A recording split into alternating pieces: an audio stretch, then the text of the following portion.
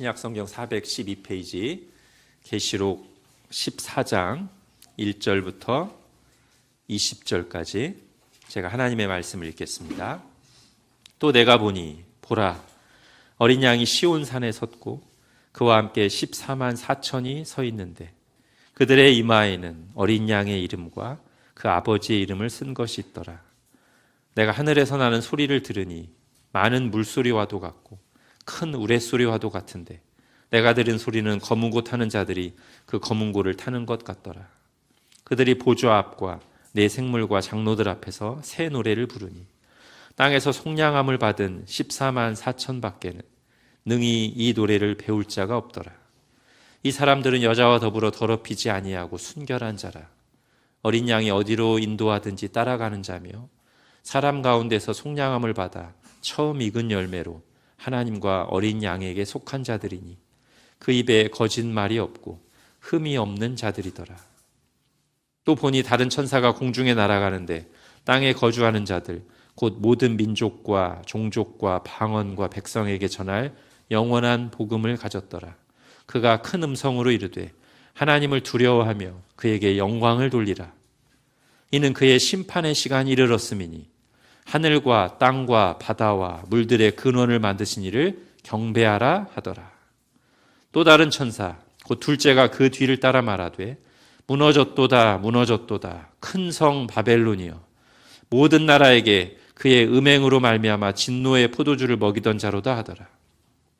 또 다른 천사 곧 셋째가 그 뒤를 따라 큰 음성으로 이르되 만일 누구든지 짐승과 그의 우상에게 경배하고 이마에나 손에 표를 받으면 그도 하나님의 진노의 포도주를 마시리니 그 진노의 잔에 섞인 것이 없이 부은 포도주라. 거룩한 천사들 앞과 어린 양 앞에서 불과 유황으로 고난을 받으리니 그 고난의 연기가 세세토록 올라가리로다. 짐승과 그의 우상에게 경배하고 그의 이름표를 받는 자는 누구든지 밤낮 쉼을 얻지 못하리라 하더라. 성도들의 인내가 여기 있나니 그들은 하나님의 계명과 예수에 대한 믿음을 지키는 자니라. 또 내가 들으니 하늘에서 음성이 나서 이르되 기록하라. 지금 이후로 주 안에서 죽는 자들은 복이 있도다 하시매 성령이 이르시되 그러하다. 그들이 수고를 그치고 쉬리니 이는 그들의 행한 일이 따름이라 하시더라. 또 내가 보니 흰 구름이 있고 구름 위에 인자 같은 이가 앉으셨는데 그 머리에는 금 면류관이 있고 그 손에는 예리한 낫을 가졌더라.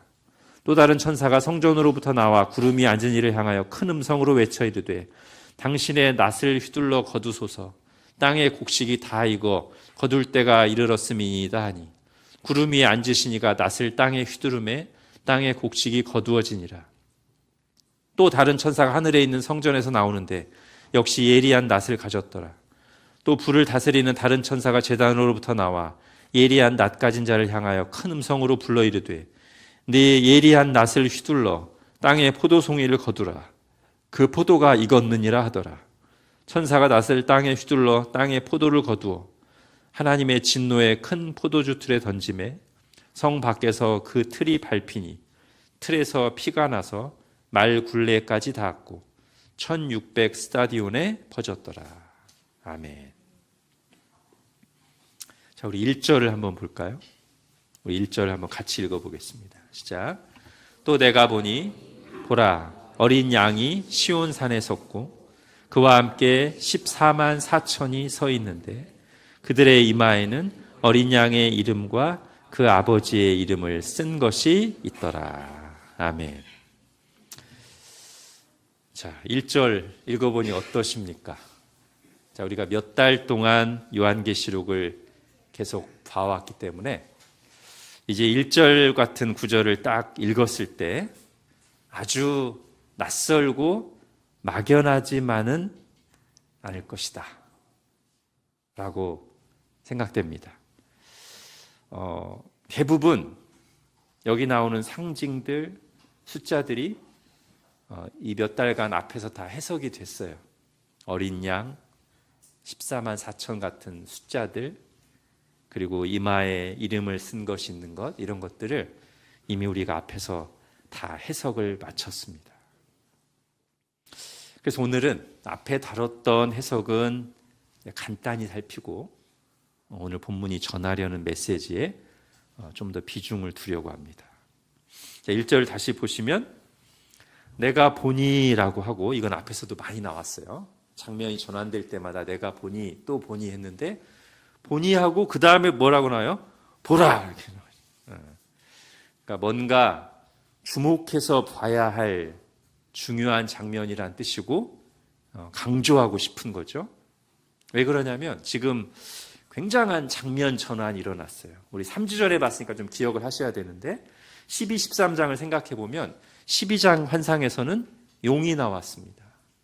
그 용은 사탄이었죠. 그리고 이어지는 13장 본문에서는 그 용에게 권세를 받은 사탄의 하수인 역할을 하는 두 짐승들이 나왔었죠. 첫째 짐승은 하나님을 대적하고 교회를 박해하는 교만한 세속 권력. 둘째 짐승은 우상 숭배하도록 미혹하는 거짓 선지자였습니다. 그래서 우리가 지금 직면한 싸움은 분명히 혈과 육의 싸움이 아니라 영적 싸움이지만, 사탄이 이런 세속 권력과 거짓 선지자들을 통해서 우리를 박해하고 미혹하기 때문에 우리가 실제로 만나는 영적 싸움의 형태가 마음속에서만 일어나는 게 아니라 실제로 우리에게 경제적인 어려움을 가져오거나 손해를 끼치거나 심지어 강할 때는 우리의 목숨까지도 걸어야 되는 그런 모습으로 나타난다는 우리가 살펴봤어요. 그래서 성도들은 바로 사탄과 그의 하수인들이 활개치는 이 세상에서 아주 실제적인 어려움, 구체적인 고통을 겪습니다. 이것이 바로 앞에 환상에서 우리가 봤던 내용이자 지금 요한계시록을 받는 이 초대교회 성도들이 로마 제국의 박해 아래서 실제로 겪고 있는 현실인데, 그런데 보라,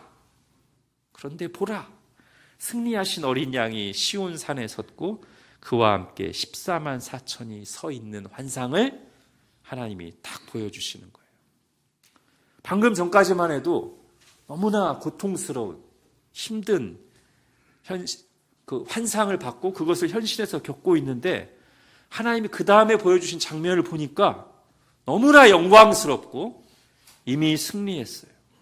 그리고 하늘에서는 많은 물소리와도 같고 우레소리와도 같고 아름다운 하프를 연주하는 소리와도 같은 찬양이 울려 퍼집니다. 비교하자면 이런 겁니다. 경주를 하면서 너무나 심하게 어려움을 겪고 우리가 완전 지고 있다고 생각하면서 힘들어하다가 눈을 들어 전광판을 봤더니 웬걸 압도적으로 우리가 이기고 있어요. 이미 이겼어요. 지금 막 말하자면 딱 그런 거예요. 그래서 막 이렇게 경기 중에서 힘들어하는 사람들에게 내가 보니 보라 전광판을, 우리가 압도적으로 이겼다. 이런 지금 상황입니다.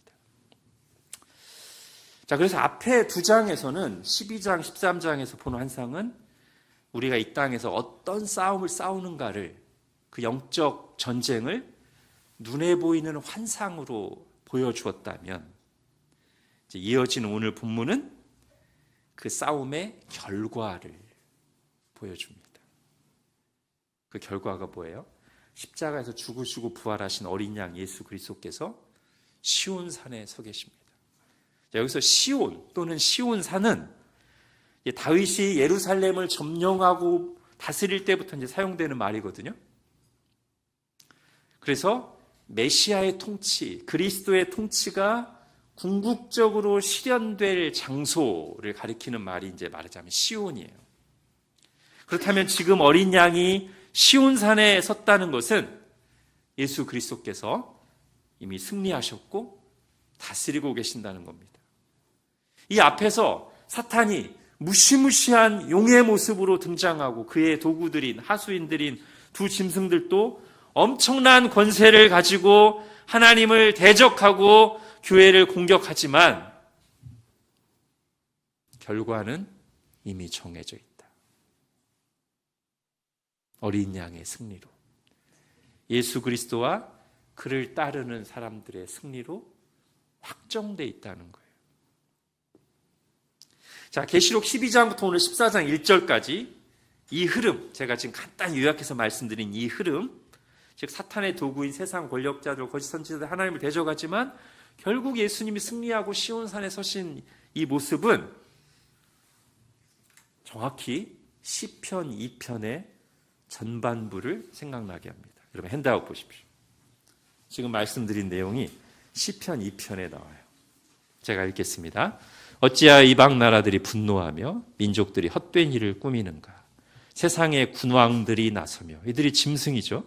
관원들이 서로 꾀하여 여호와와 그의 기름 부음 받은 자를 대적하며 우리가 그들의 맨 것을 끊고 그의 결박을 벗어버리자 하는도다. 하늘에 계신 이가 웃으시며 주께서 그들을 비웃으시리로다. 그때 분을 바라며 진노하사 그들을 놀라게 하여 이르시기를 내가 나의 왕을 내 거룩한 산 시온에 세웠다 하시리로다. 아멘. 자, 이게 지금 계시록 12장 13장부터 14장 1절까지를 딱 보여주는 장면이에요. 자, 계속해서 시편 2편을 읽어볼게요. 7절부터 내가 여호와의 명령을 전하노라. 여호와께서 내게 이르시되 너는 내 아들이라. 오늘 내가 너를 낳았도다. 자, 그 시온 산에 서신 그리스도는 누구라는 거예요? 하나님의 아들이라는 것이고요. 8절에서 내게 구하라. 내가 이방 나라를 내 유업으로 주리니 내 소유가 땅 끝까지 이르리로다. 이건 무슨 뜻이겠습니까? 바로 그 시온 산에 서신 그리스도께서 다스리시는 백성은 이스라엘에만 한정되는 게 아니라 모든 이방 나라, 예루살렘과 온 유대와 사마리아와 땅 끝까지 해서 불러낸 백성들이 될 거라는 거예요. 그래서 이것을 요한계시록에서는 반복해서 어떤 표현이 나왔냐면 모든 나라와 족속과 백성과 방언에서부터 구속받은 헤아릴 수 없이 많은 사람들로 나왔고요. 그것을 또 요한계시록의 방식으로 상징적인 숫자로 표현할 때는 어떻게 되는 거예요? 오늘 1절에 나온 것과 같이 14만 4천으로 표현된다는 거예요. 그 14만 4천 앞에서 이미 설명했습니다. 다시 간단히 하면 구약시대에 택함받은 백성을 수를 상징하는 12지파의 12에, 신약시대에 택함받은 백성을 상징하는 12사도의 12에 충만한 수 1000을 곱해서 12 곱하기 12 곱하기 1000 하면 14만 4천이다. 자, 그렇게 모든 시대에 구원받은 하나님의 백성을 상징하는 14만 4천이 지금 그리스도의 왕권을 상징하는 시온산에 어린 양과 함께 섰다는 것, 이것을 요한계시록과 성경에서 뭐라고 말하냐면 성도들이 예수 그리스도와 더불어 세세토록 왕노릇하리로다, 이렇게 말하잖아요. 그죠? 그 장면을 보여주는 거예요. 자, 이런 시편 2편은 이제 끝부분에서 대비되는 두 부류의 사람들이 맞을 결말을 말하면서 마칩니다. 여러분 핸드아웃에 시편 2편 12절을 같이 읽겠습니다. 시작. 그의 아들에게 입맞추라. 그렇지 아니하면 진노하심으로 너희가 길에서 망하리니 그의 진노가 급하심이라.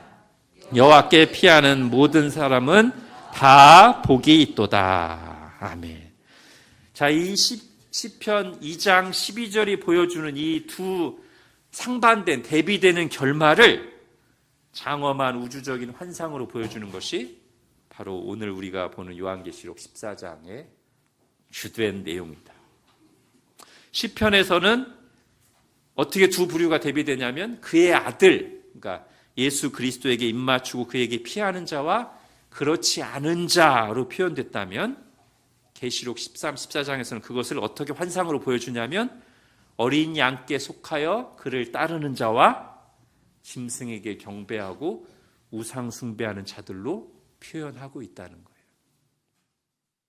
그래서 제가 종종 말씀드렸듯이 이 요한계시록에 나오는 환상들은, 말씀들은 이전 앞에 성경에서는 한 번도 나오지 않았던 완전히 새로운 앞으로 일어날 일을 말하는 게 아니라 이미 구약 성경에서 또는 신약 성경에서 예수님 이 땅에 계실 때 말씀하셨던 내용을 다시 보기로 생생한 영상으로 보여주시는 것이다, 이렇게 말씀드리는 겁니다. 자, 그런데 그렇게 아들에게 입맞춘 자, 그에게 피한 자, 어린 양 예수 그리스도에게 속했다는 사실이 오늘 1절에 보니까 어떻게 표현되었어요? 그들의 이마에 어린 양의 이름과 그의 아버지의 이름이 새겨져 있는 것으로 표현됐습니다. 자, 이 장면은 바로 앞에서 나온 계시록 13장에서 어떤 사람들과 분명히 대조를 이루는 걸까요? 오른손이나 이마에 어떤 이름, 어떤 표가 새겨진 사람들? 짐승의 표가 새겨진 사람들과 지금 정확히 대비시키는 거예요. 그죠? 계시록 13장 16, 17절 보십시오. 그가 모든 자, 곧 작은 자나 큰 자나 부자나 가난한 자나 자유인이나 종들에게 그 오른손에나 이마에 표를 받게 하고 누구든지 이 표를 가진 자 외에는 매매를 못하게 하니 이 표는 곧 짐승의 이름이나 그 이름의 수라. 자, 이렇게 대비시키고 있는 겁니다. 짐승의 이름이 새겨진 표를 받은 사람들과 하나님 어린 양의 이름과 그 아버지의 이름이 새겨진 인을 받은 사람들이 대비되는 거예요. 거듭 말씀드리지만 여기서 이마에 하나님의 인, 도장을 받은 것이나 믿지 않는 사람들이 오른손이나 이마에 짐승의 표를 받는 것은 실제로 일어나는 물리적인 행위가 아니라 눈에 보이는 사건이 아니라 누구에게 속했는가를 보여주는 환상 속의 상징적인 장면입니다. 자, 하나님의 인을 받았다 또는 짐승의 표를 받았다는 것의 실체를 굳이 말한다면 자, 에베소서에 나온 내용으로 설명하면 될 것 같아요. 여러분 핸드아웃 보십시오. 자, 에베소서 1장입니다. 먼저 하나님의 인을 맞은 사람을 이렇게 표현해도 되겠죠. 같이 읽겠습니다. 그 안에서 너희도 진리의 말씀 곧 너희의 구원의 복음을 듣고 그 안에서 또한 믿어 약속의 성령으로 인치심을 받았으니. 자, 여기서 지금 인치심을 받았다는 얘기가 나오잖아요. 근데 그 인치심을 받은 게 뭐냐면 인치심 이제 도장을 찍는 거잖아요. 확실하게 내 것이다 라고 도장을 찍는 건데 그것이 우리에게 어떻게 나타났냐면 믿는 자들에게 보내주신 성령님. 성령님이 우리와 함께 하시는 것이 바로 그게 도장을 받은 것처럼 확실하다는 거예요. 하나님의 것이라는 뜻이에요. 자, 성령이 나왔습니다. 자, 그런가 하면 이제 짐승의 표를 받은 사람들에 해당되는 내용이 또 에베소서 2장에 나와요. 2장 2절 같이 읽겠습니다. 시작. 그때 너희는 그 가운데서 행하여 이 세상 풍조를 따르고 공중의 권세 잡은 자를 따랐으니 곧 지금 불순종의 아들들 가운데서 역사하는 영이라. 예, 여기서 또 영이 나옵니다. 악령이 나옵니다. 사탄의 영이죠. 그 사탄의 영의 지배를 받는 것, 그 사탄의 영향 아래 살아가는 것, 그게 말하자면 짐승의 표를 받은 거라고 말할 수 있어요. 그러니까 이게 실체예요.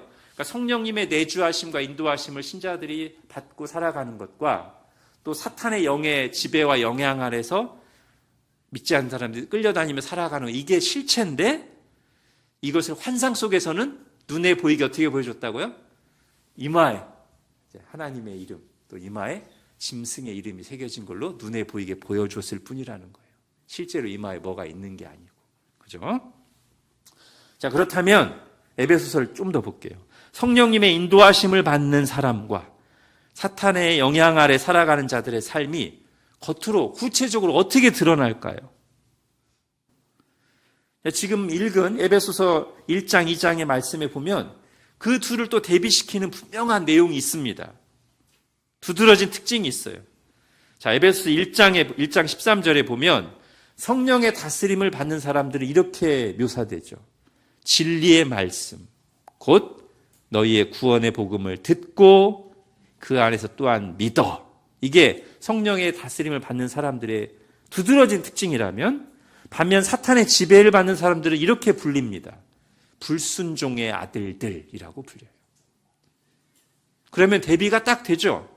성령으로 인치심을 받은 사람들은 진리의 말씀, 곧 하나님의 말씀에 긍정적으로 반응합니다. 기본적으로 거듭난 신자들은 하나님의 말씀을 들으려 하고 믿고 순종합니다. 그게 완벽하게 안 돼서 그러지 기본적으로 그렇게 하려고 해요. 그렇게 말씀을 통해서 하나님의 뜻을 깨닫기도 하고 힘과 위로를 얻기도 하고 말씀으로 어떻게 살아야 되는지 인도함을 받기도 하고 그게 성령으로 거듭난 성령님의 인도하심을 받는 신자들의 기본 삶의 패턴이에요. 예수님께서 그걸 이렇게 말씀하셨습니다. 요한복음 10장에서 내 양은 내 음성을 들으며 나는 그들을 알며 그들은 나를 따르느니라.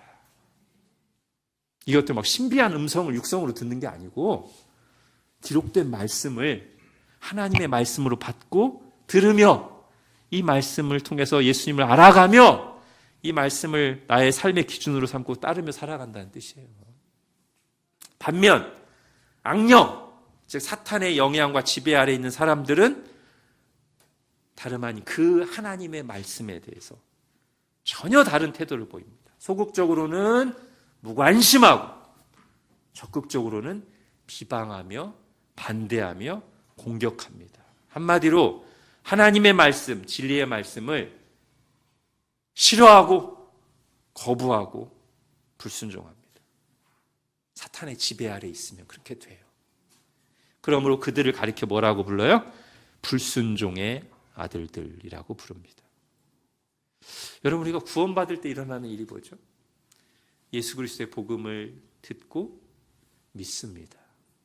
그런데 그 일이 실제로 어떻게 일어나냐면 우리가 복음의 말씀을 들을 때 성령님께서 우리 마음을 감화하셔서 깨닫게 되고 믿어지는 거예요.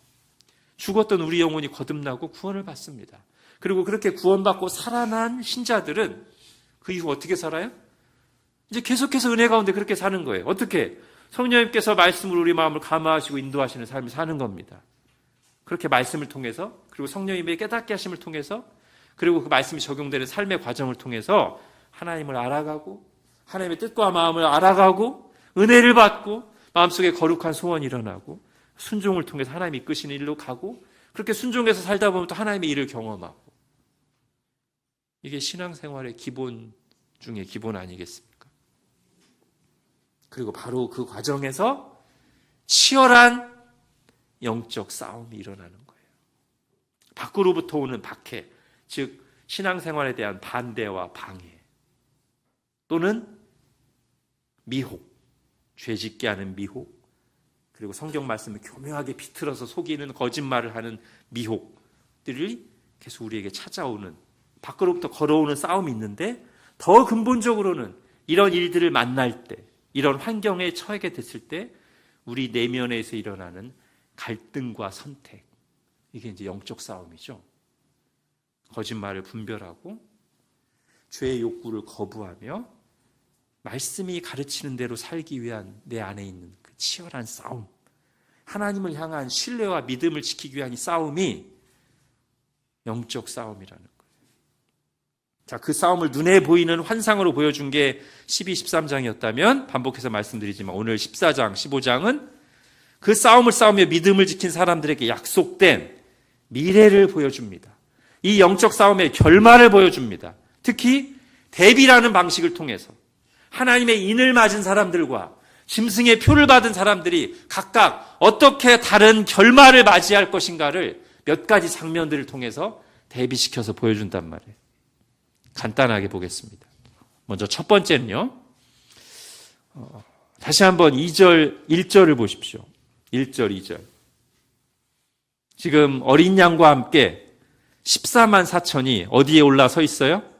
시온 산에 올라서 있고 거기서 찬양을 합니다. 15장 2절 4절에서도 똑같은 내용이 나와요. 15장 2절 4절에서는 유리바닷가 앞에서라고 했는데, 이 유리바닷가 앞에서 검은고를 가지고 하나님 찬송하는 장면은 뭐랑 약간 비슷합니까? 홍해바다 앞에서 검은고와 소고를 치며 하나님을 찬양하는 장면과 비슷하죠?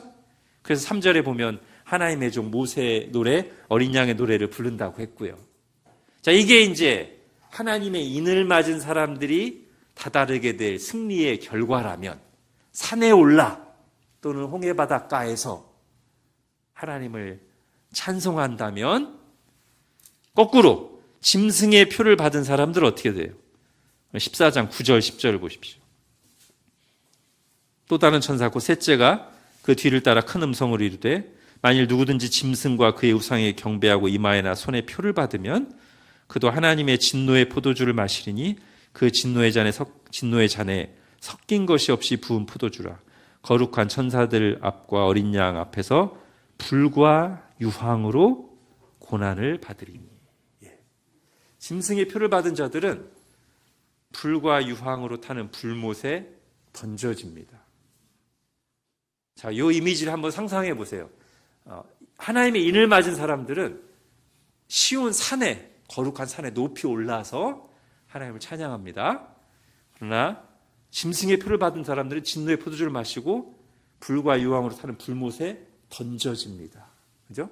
이게 홍해 바닷가에서도 마찬가지예요. 홍해 바닷가에서도 이스라엘 백성들은 바닷길을 통과해서 죽음을 통과해서 이제 건너편 연안에 올라서 높은 곳에서 하나님을 찬양합니다. 뭘 보면서?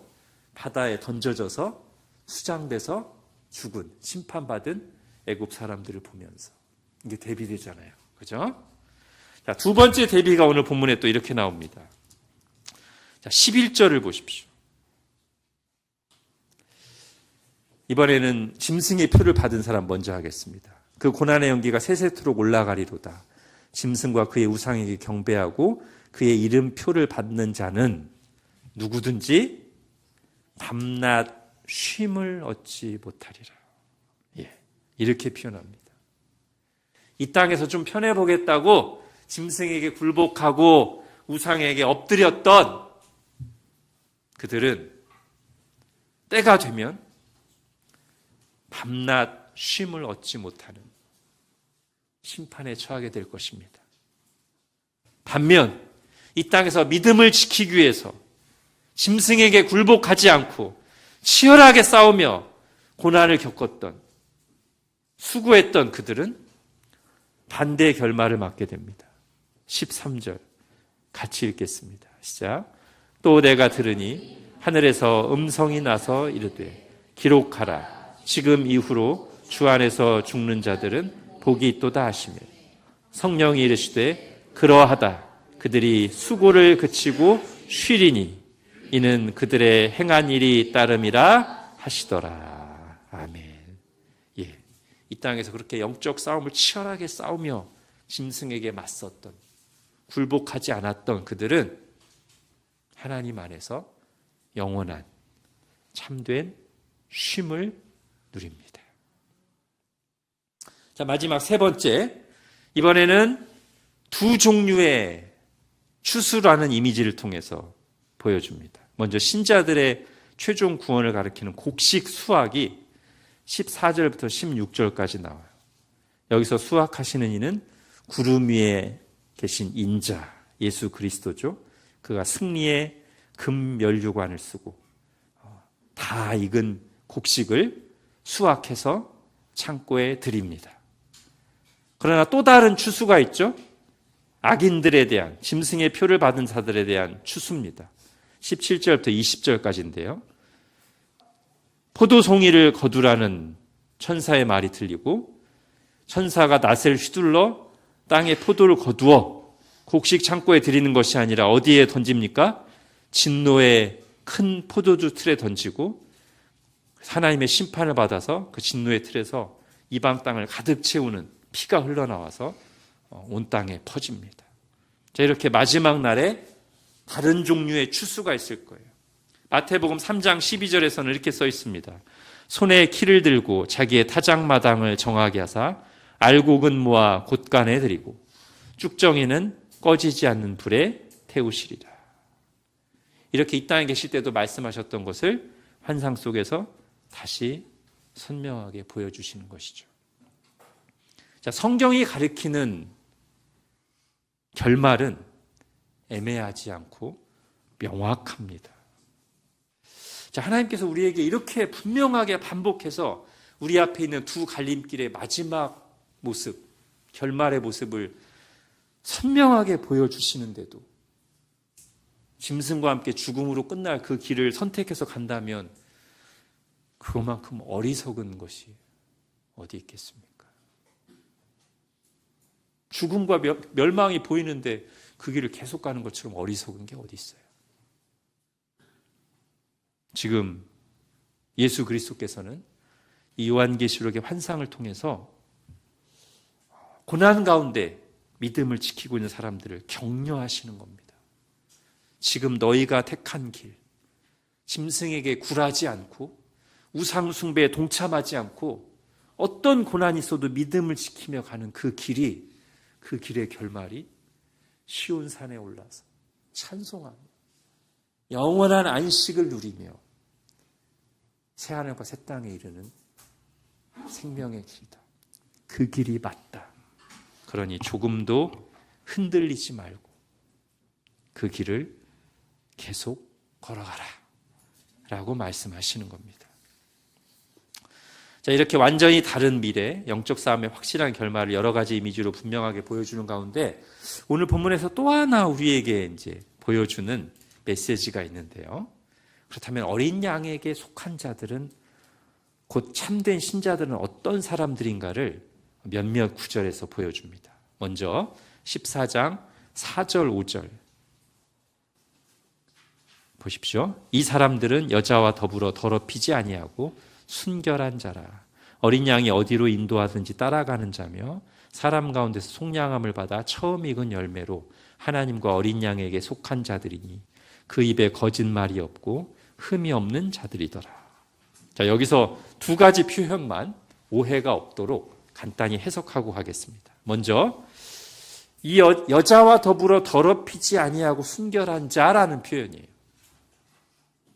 사실 우리가 요한계시록의 그 상징들과 이미지를 쭉 따라왔다면 이 부분도 상징으로 해석하는 게 맞아요. 그죠?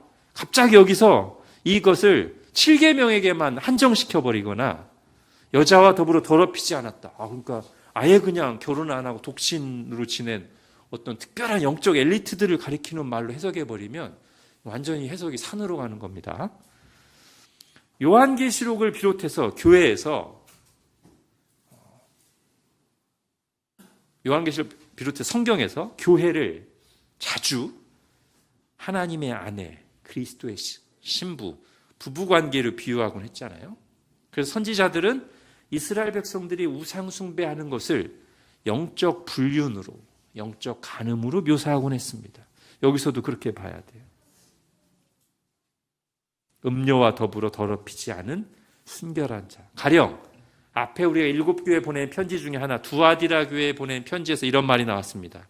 거짓 선지자 이세벨이 그 교회 안에서 활동하고 있었죠. 그래서 거기에 속아 넘어간 사람들은 음행과 우상 숭배에 빠졌는데 그런 얘기를 쭉 하시다가 중간 부분에서 예수님이 칭찬하십니다. 그런데 너희 가운데 거짓 선지자 이세벨을 따라 음행과 우상 숭배에 참여하지 않은 사람들이 있다 하고 칭찬하시는데, 말하자면 그게 여기 지금 4절에 나오는 여자와 더불어 더럽히지 아니하고 순결한 자라고 보면 되겠습니다. 그리고 13장과 연결해서 말한다면 짐승을 경배하고 우상 숭배하는 일에 참여하지 않은 사람들, 이 사람들이 말하자면 여자와 더불어 더럽히지 아니하고 순결한 자라고 보면 되겠고요. 자, 또 하나 4절 끝부분에 가면 처음 익은 열매라는 말이 나와요. 이것도 굉장히 오해하기 쉬운데, 처음 익은 열매라고 하니까 먼저 믿고 죽은 사람들 일부로 생각하기가 쉽습니다. 그런데 여기서 이 처음이라는 것은 어떤 순서나 부분을 가리킨다기보다는 하나님께서 거룩하게 구별하신 하나님의 것이다 라는 의미가 들어간, 그걸 표현하기 위한 상징적인 표현이에요. 예를 들면 구약시대에 보면 하나님께 뭐를 드리죠? 수확한 것 중에 제일 좋은 거, 처음 익은 열매를 하나님께 드립니다. 그건 건드리면 안 돼요. 왜? 이건 하나님의 거거든요. 하나님 처음부터 구별해 놓으신 거거든요. 그런 의미로 처음 익은 열매예요. 하나님께서 구별하신 하나님의 소유다라는 뜻으로. 야고보서 1장도 약간 그런 의미인 것 같습니다. 야고보서 1장을 보십시오. 핸드아웃에. 그가 그 피조물 중에 우리로 한 첫 열매가 되게 하시려고 자기의 뜻을 따라 진리의 말씀으로 우리를 낳으셨느니라. 여기서도 이 첫 열매라는 것이 믿는 사람 일부를 말한다기보다는 모든 믿는 사람들을 가리키는 표현으로 보는 게 맞습니다. 자, 그래서 지금 이미 우리가 1절에서 14만 4천이 신구약 시대의 모든 구원받은 신자라는 것을 말하고 시작했잖아요. 그죠? 자, 그들을 지금 4절, 5절에서 그렇게 표현하는 거예요. 정리하면 지금 4절, 5절에서 말하는 여자와 더불어 더럽히지 아니한 순결한 자, 처음 익은 열매라는 것을 문자적으로 해석해서 이 14만 4천이 뭔가 더 특별하게 헌신되고 경건한 일부 영적 엘리트들을 가리키는 것을 착각하면 안 돼요. 이게 이단들이 해석하는 방식입니다. 그래서 몇몇 이단들은 신자의 등급이 있어요. 그래서 그냥 믿는 정도가 안 되고 뭔가 막 더 막 해서 이 14만 4천이라는 숫자 안에 들어야 돼. 그러기 위해서 막 몸부림치며 열심을 냅니다. 우리는 그렇게 믿지 않습니다. 예수 그리스도를 믿는 사람들은 똑같은 구원을 받습니다. 자, 그렇다면 하나님께서는 지금 이 4절, 5절을 통해서 우리에게 무슨 말씀을 하고 싶으신 걸까요? 이것이 바로 어린 양에게 속한 자들, 참된 신자의 모습이라는 거예요. 거짓말하는 거짓 선지자들과 구별돼서 거짓말이 그 입에 없고, 그 다음에 짐승을 따르고 경배하는 자들과 구별돼서 여자와 더불어 더럽히지 아니하고 어린 양을 따르는 자들, 그들이 참된 신자의 모습이라는 거예요. 자, 그런 생각을 가지고 4절, 5절을 다시 읽어보겠습니다. 시작. 이 사람들은 여자와 더불어 더럽히지 아니하고 순결한 자라. 어린 양이 어디로 인도하든지 따라가는 자며 사람 가운데서 속량함을 받아 처음 익은 열매로 하나님과 어린 양에게 속한 자들이니 그 입에 거짓말이 없고 흠이 없는 자들이더라. 이게 신자입니다. 성경은 우리가 나의 행위나 노력이 아니라 오직 은혜로 구원받는 사실을 분명하게 강조하지만 아무렇게나 살아도 믿기만 하면 구원받는다는 값싼 은혜를 결코 말하지 않습니다. 오히려 하나님의 은혜는 반드시 거룩한 열매를 맺게 된다는 사실을 분명히 합니다. 아니, 애초에 처음부터 하나님은 우리에게 그런 거룩한 열매를 맺게 하시려고 우리를 구원하셨다고 말씀하십니다. 다만 신자들은 처음부터 탁월한 영적 재능과 불굴의 의지를 타고난 자들은 아니고요. 연약하지만 하나님의 은혜를 힘입어 버티며 인내하며 믿음을 지킨 사람들입니다. 자, 오늘 좀 비중 있게 살펴볼 12절 같이 읽겠습니다. 시작. 성도들의 인내가 여기 있나니 그들은 하나님의 계명과 예수에 대한 믿음을 지키는 자니라. 아멘. 자, 여기 나오는 이제 성도들의 인내라는 표현을 잠시 생각하고 이제 마무리할게요. 여러분, 우리 예배당 입구에 보시면 나무판으로 이렇게 이쁘게 만들어 놓은 글이 있어요. 읽으신 분들이 있을 겁니다. 제목이 이제 종교개혁과 우리라는 글이고요. 거기 보면 종교개혁 시대에 우리의 믿음의 선배들이 성경에서부터 뽑아낸 그 엑기스, 말하자면 성경을 잘 정리한 어떤 중요한 신앙 고백 둘이 나오거든요.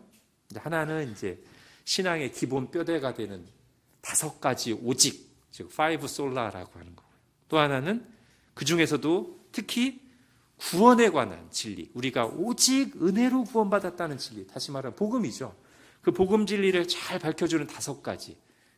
영어로 앞글자를 따서 이제 튤립이라고 하는데 TULIP. 그 5가지가 저기 적혀 있어요. 이제 간단하게만 말씀드리면 5 솔라 5가지 오직은 뭡니까?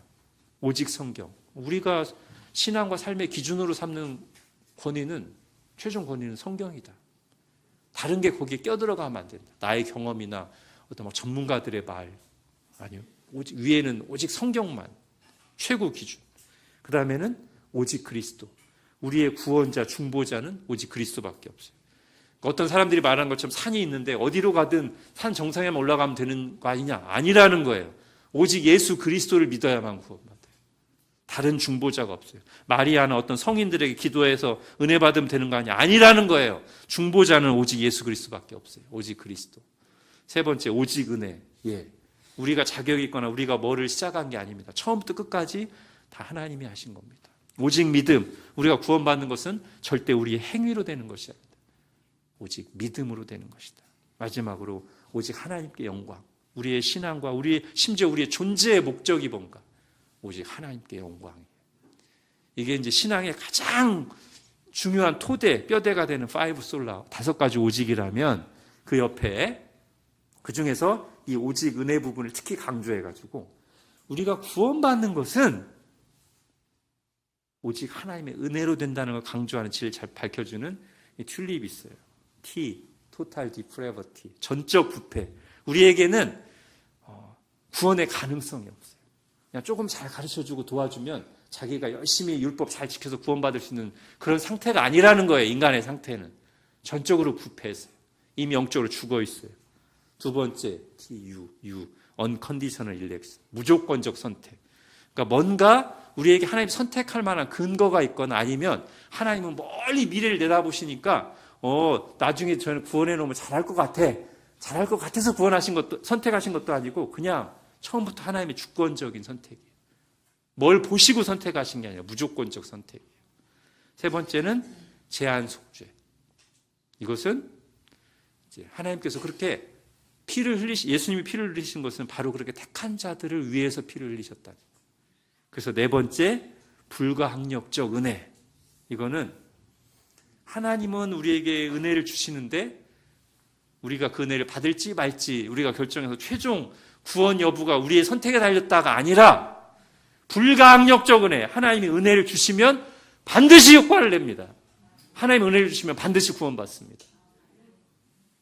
자, 이게 네 번째. 그 다음에 마지막 5번째. 제가 이걸 왜 하냐면 이 마지막 5번째 때문이에요. 마지막 5번째가 성도의 견인이에요. 튤립에서 마지막 P, Perseverance of the Saints인데, 자, 바로 이 말이 여기 나오거든요. 지금 우리가 읽은 14장 12절에 성도들의 인내가 여기 있나니 할 때 이 성도들의 인내가 뭐냐면 Perseverance of the Saints. 성도의 견인하고 똑같은 말이란 말이에요. 그래서 이 부분을 좀 생각해 보려고 그래요. 나온 김에 성도의 견인에 대해서, 성도의 인내에 대해서. 여러분, 성도의 인내가 어떻게 이루어질까요? 거센 박해를 견뎌내고 반복되는 미혹에 맞서 믿음을 지켜낼 수 있는 인내할 수 있는 힘이 어디서 올까요? 일반적인 얘기부터 먼저 시작하면 대개 소망이 없으면 사람이 무너집니다. 다른 말로 하면 아무리 힘들어도 소망이 있으면 인내할 수 있다는 뜻이기도 합니다. 사실 성경도 어느 정도 그런 얘기를 합니다. 인내를 뭐와 연결시키냐면 소망과 연결시키거든요. 우리 믿음, 소망, 사랑을 데살로니가전서 1장 3절에서 어떻게 연결시키는지 한번 보세요. 믿음의 역사, 그러니까 역사는 행위입니다. 믿음으로부터 행위가 나와요. 행함 없는 믿음은 준 거라고 했잖아요. 참 믿음이 있으면 믿음에서부터 역사, 즉 행위가 나와요. 그 다음에 사랑의 수고, 사랑하는 마음이 있을 때 기꺼이 수고하고 헌신합니다. 그 다음에가 뭐죠? 소망의 인내. 소망이 있을 때 인내할 수 있게 된다는 거예요. 참된 소망이 어려움 속에서도 우리에게 인내할 힘을 준다는 뜻입니다. 자, 그런데 여기서 말하는 소망, 어떤 소망일까요? 어떤 소망이 우리의 믿음을 지키고 인내하게 만들까요? 내가 간절히 바라는 그것이 이루어지는 소망? 예를 들면 부자 되는 것, 성공하고 어떤 내가 목표로 했던 지위에 올라가는 것, 또는 어떤 이상적인 만남과 가정을 꾸리는 것, 자녀에 대한 기대, 아니면 무병장수? 아니요. 이런 바램들 중에 많은 부분은 아쉽지만 그대로 이루어지지 않습니다. 말하자면 이것은 그냥 바램이지 꼭 이루어진다는 보장이 없는, 근거 없는 소망입니다. 물론 이런 바램을 갖는다는 게 나쁘다는 뜻은 아니에요. 그러나 이것은 꼭 이루어질 게 아니기 때문에 우리의 든든한 소망이 될 수가 없고요. 조금 더 생각해 보면 심지어 이런 바램들은 이루어진다고 해도 우리를 진정으로 채워주지는 못합니다. 잠깐은 좋아요. 내가 원하는 데 이루어지면. 사실 그것이 이루어지기 전까지 저기 멀리 있을 때는 저것만 되면 내가 행복할 것 같아. 더 이상 바랄 게 없을 것 같아. 과연 그렇던가요? 그게 딱 이루어지고 나면 잠깐은 좋죠. 조금 있으면 다른 불만들, 다른 욕구들이 생깁니다. 절대 우리가 바란 아까 그런 종류의 바램들은 이루어진다 해도 우리를 진정으로 채워주지 못해요. 그래서 이런 종류의 소망은 종종 그리고 언젠가는 우리를 배신합니다. 그럼에도 불구하고 그런 것들을 내 인생의 최고 가치, 최고의 목표, 궁극적인 소망으로 삼고 하나님보다 더 중요하게 여긴다면 성경은 그것을 우상이라고 부릅니다. 그게 우상숭배입니다. 그리고 우상숭배는 당연하지만 결코 우리의 믿음을 건강하게 지켜주지 못하고요. 오히려 어느 시점에서 우리를 죄에 빠지게 만듭니다. 하나님과 멀어지게 만들어요. 그렇다면 방금 앞에서 말한 성경이 말하는 진정한 소망은 뭘까요? 제가 지금 방금 말한 것에 근거해서 참된 소망이 반드시 두 가지 요소를 가지고 있어야 된다고 말씀드리겠습니다. 첫 번째는 근거 없는 바람이 아니라 반드시 이루어지는 일이어야 돼요. 그래야만 소망으로서의 가치가 있어요. 반드시 이루어지는 일이어야 돼요. 두 번째, 이루어지더라도 우리를 궁극적으로 채우지 못하는 것은 우리의 소망이 돼서는 안 되고 이루어졌을 때 우리를 진정으로 채워줄 수 있는 것이어야 돼요. 영원히. 이 두 가지를 가지고 있어야만 참된 소망입니다. 이런 소망이 뭘까요? 하나님께서 성경에 약속하시고 반드시 이루실 일이고요. 다른 말로 하면 예수 그리스도께서 이미 시작하셨고 완성하실 일이고요. 또 다르게 말하면 영원한 하나님 나라 소망입니다. 바울은 그 소망을 이렇게 말했어요. 여러분 로마서 8장 같이 읽겠습니다. 시작. 생각하건대 현재의 고난은 장차 우리에게 나타날 영광과 비교할 수 없도다. 자, 이 소망이 우리에게 인내하고 믿음을 지킬 힘을 주기 때문에 하나님께서는 치열한 영적 전쟁을 치룬 성도들에게 어떤 방식으로 일하실까요? 바로 이 소망에 우리의 시선이 고정되도록 우리 삶에 역사하십니다. 다른 말로 하면 인생에서 겪는 여러 가지 사건들을 통해서 이 소망이 아닌 헛된 소망을 너무나 크게 기대하던 마음을 돌이키게 하시고 말씀을 통해 거듭 깨우치셔서 그런 것들은 나의 진정한 소망이 될 수 없구나 라는 걸 깨닫게 하시고 정말 하나님이 우리에게 약속하시고 이루실 진정한 소망에 우리의 시선을 향하게 만드시는 쪽으로 우리를 도우신다는 거예요. 그 과정에서 고난도 베푸시는데 고난 당하는 중에 감당할 힘과 위로를 주시기도 하고 우리가 감당할 수 없을 즈음에는 피할 길을 내십니다. 사람이 감당할 시험 밖에는 너희가 당한 것이 없나니 오직 하나님은 미쁘사 너희가 감당하지 못할 시험 당함을 허락하지 아니하시고 시험 당할 즈음에 또 피할 길을 내사 너희로 능히 감당하게 하시느니라. 자, 이렇게 하나님께서 구원하신 자기 백성들에게 은혜를 베푸셔서 끝까지 인내하게 하시고 최후 승리를 주신다는 것이 성도의 견인교리입니다. 말하자면 하나님이 택한 자녀들을 포기하지 않고 끝까지 은혜로 끌고 가신다는 게 성도의 견인교리예요. 그래서 가끔 성도의 견인교리에서 의미를 이렇게 바르게 이해하신 분들이 그렇구나, 하나님 끝까지 끌고 가시는구나 라고 해서 성도의 견인에서 견인차 할 때 그 견인, 그것을 잘못 생각할 때가 있어요. 아닙니다. 제가 아까 12절에서 말씀드렸듯이 성도의 견인할 때 견인은 성도들이 인내할 때 그 인내예요. 굳을견 참을 인입니다. 결국 성도의 견인교리 안에는 이 튤립 중에서 앞에 4개와는 달리 이 마지막 5번째 성도의 견인교리 안에는 하나님이 하시는 일과 우리가 할 일이 함께 들어있어요. 다만 그 작동하는 방식은 처음부터 끝까지 하나님의 은혜로 된다라는 것을 말하는 게 성도의 견인교리입니다.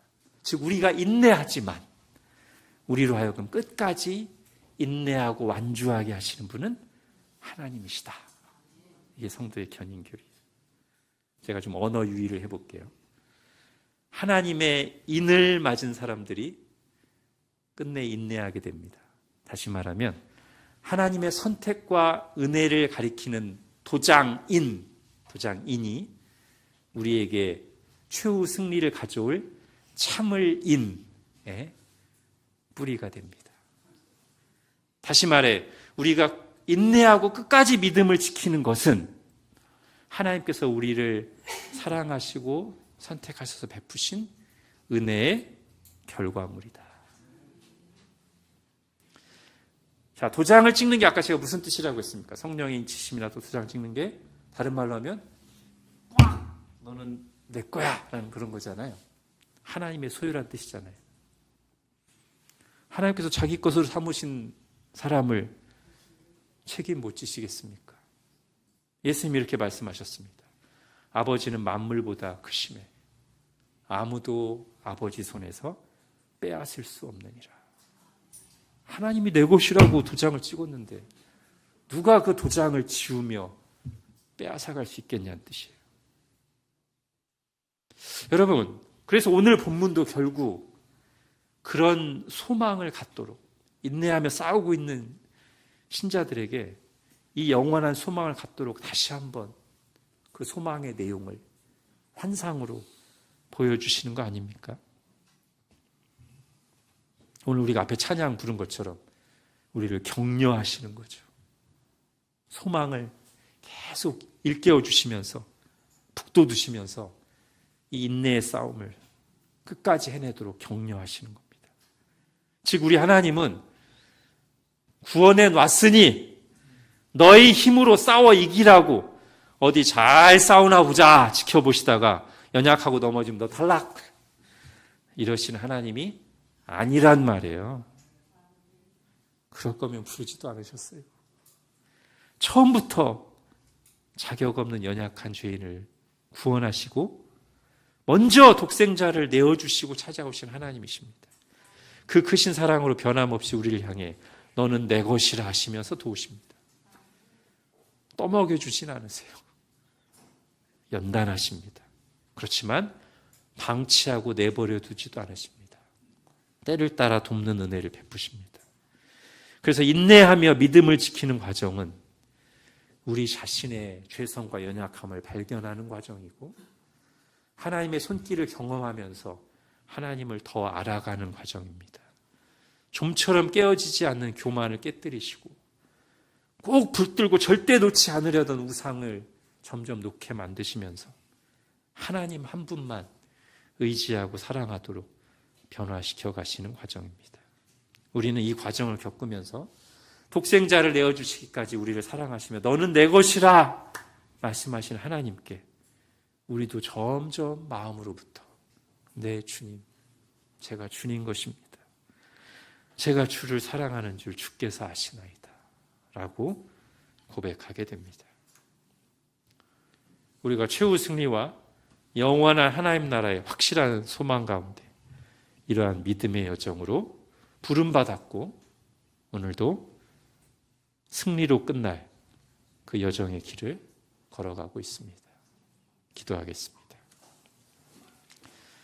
하나님, 오늘 다시 한번 하나님이 환상으로 보여주신 말씀을 통해 지금 우리가 싸우고 있는 이 영적 싸움의 결말이 어떻게 영광스러운 승리로 끝날 것인가를 다시 한번 들었습니다.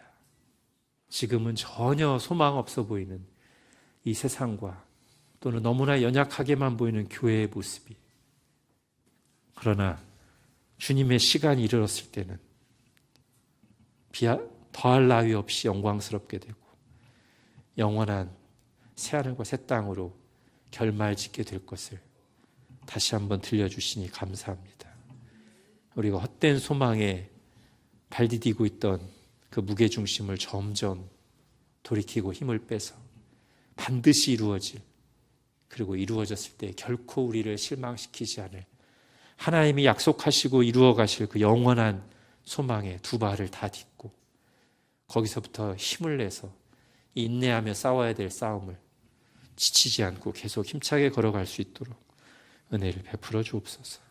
예수님의 이름으로 기도합니다. 아멘.